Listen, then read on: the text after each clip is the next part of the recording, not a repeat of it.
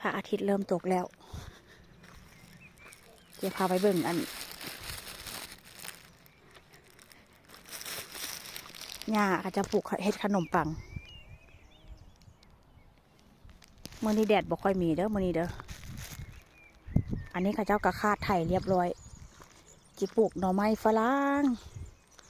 เดี๋ยวเขาเจ้าปลูกเขาเจ้าอันมันเกิดแล้วนะพี่น้องจะมาถ่ายให้เบิ่งอีกรอบเด้อคือบ้านนอกเขาแหละสภาพบรรยากาศคือบ้านนอกเขาเลยฟ้ากำลังครึมๆตอนนี้เป็นเวลา2 ทุ่มกว่าแล้วนกเน็กก็เข้าหงเข้าหางหมดแล้วนกก็ได้กำลังกินย่างกลับบ้านเขาจะคาดเขาเจ้าไทยแล้วพี่น้องได้ดินนี่ก็คือที่ดีปลูกเป็นพวกแบบว่าอันนี้ยังเกาะ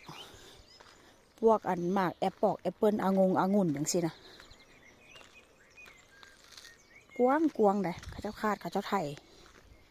ดินตอนนี้ดินตอนนี้ฮันแม่นอันอีกของเจ้านึงและดินตอนนั้น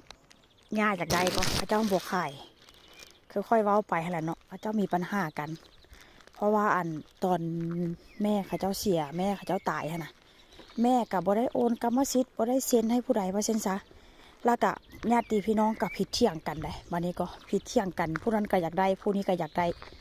แต่ว่าผู้นั้นก็อยากขายผู้นี้ก็บ่ให้ขายอย่างสินะมันก็เลยมีปัญหากันพี่น้องแล้วก็เลยบ่มีไผได้ขายแล้วก็ให้กับเจ้าเศร้าแล้วก็เขาเจ้าก็มาปลูกหน่อไม้ฝรั่งใส่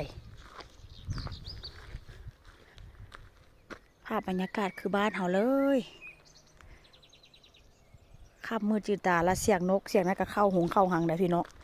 แต่ว่ามันพวกเข้าหังเพราะว่าอย่างมันยังอันนั้นอยู่ถ้าบ้านเขานี่มืดคือระดับ2 ทุ่มกว่านี่ก็ได้นะ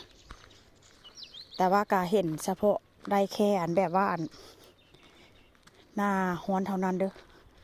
เพราะว่าเมื่อหน้าฮ้อนแล้วก็บ่ได้เห็นเพราะว่าหันเมื่อหน้าฮ้อนนี่ก็หน้าหนาวนะมืดตั้งแต่ตอน3 โมงแลง4 โมงแลงหมู่บ้านที่ค่อยอยู่นี่ก็มี100 กว่าหลังคาเรือนนี่แหละพี่น้องเพิ่มบ่ฮอดซ้ำส่วนหลายเขาเจ้าก็เฮ็ดเกษตรกร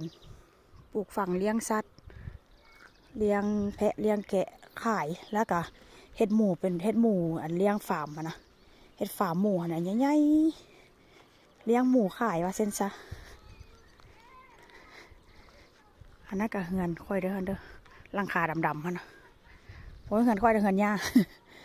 มันพักตากอากาศธรรมชาติบำบัดเอาแท้ว่าพี่น้องเอ้ยบรรยากาศโคตรดีน่า